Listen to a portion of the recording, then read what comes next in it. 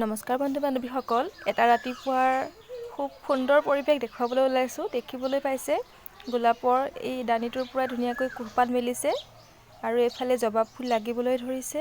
কেইবাপাহো লাগিছে, ফুলিলে বহুত সুন্দৰ লাগিব।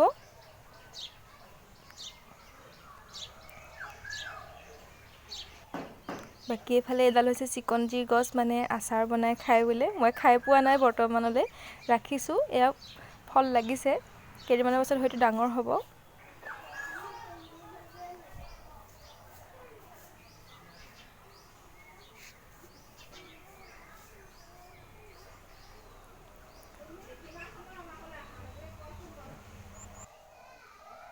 আপোনালোকে দেখিবলৈ পাইছে বাকী ফুলবোৰ ধুনীয়াকৈ ফুলি আছে আৰু ডালিমৰ পুলিটো যথেষ্ট ডাঙৰ হৈছে। কুহপাত বহুতেই মেলিছে, ডাঙৰ হ'ব আৰু লাহে লাহে।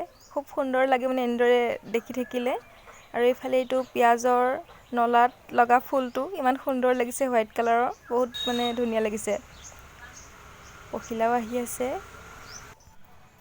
আপোনালোকে হয়তো মোৰ ভিডিঅ'বোৰত যথেষ্ট চৰাইৰ মাত শুনিবলৈ পায়, কিন্তু ভিডিঅ'ত নাহে। মানে চৰাইবোৰ কেপচাৰ কৰিবলৈ বহুত দিগদাৰ হয়, উৰি গুচি যায়। কিন্তু গোটেই মানে আমাৰ বাগানখনত যেন চৰাই পাৰ্ক নিচিনা হৈ আছে।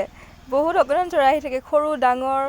আমজোপাতো বহুত চৰাইৰ বাহো আছে, বহুতেই ভাল লাগে। আৰু ইফালে আমাৰ ঘৰত থকা পাৰহাল ধানহে খাই ভাল পায় সিহঁতে।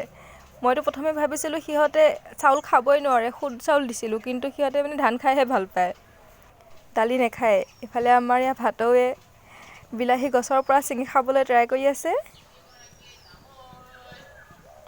এই চৰাইজনীৰ নাম হৈছে মইনা। এয়া মোমায়েকৰ ঘৰত আছেহি মানে তাই। আমাৰ নহয়, পেহীয়ে থৈ গৈছে কেইদিনমানৰ কাৰণে, আকৌ লৈ যাবহি।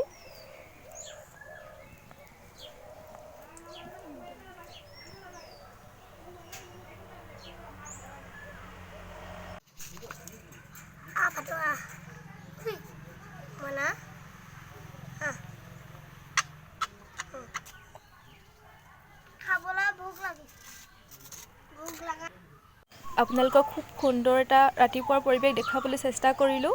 কেনে লাগিছে আপোনালোকে জনাব। আৰু যদি মোৰ ভিডিঅ'বোৰ চাই ভাল লাগে, লাইক কৰিব, কমেণ্ট কৰিব আৰু ছাবস্ক্ৰাইব কৰিবলৈ নাপাহৰিব। আজিৰ ভিডিঅ'টিত ইমানেই।